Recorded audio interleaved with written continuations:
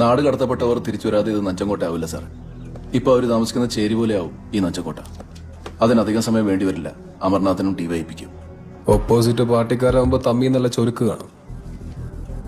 പക്ഷെ അത് തീർക്കാൻ ചേരി കിടക്കുന്നവന്മാരുടെ കഷ്ടപ്പാടും ദുരിതവും പറഞ്ഞു വന്ന ഞാൻ ഇളകില്ല.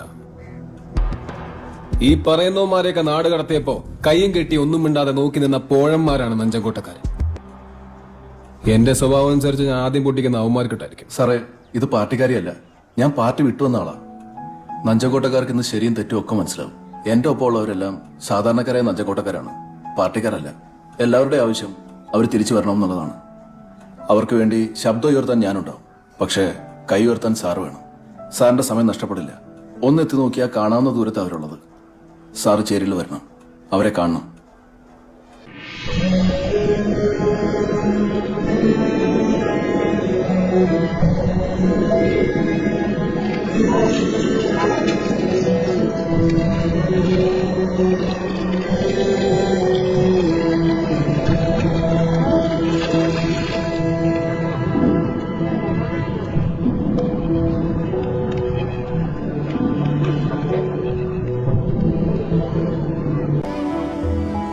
നിങ്ങൾ പറഞ്ഞതൊക്കെ ഞാൻ കേട്ടില്ലേ?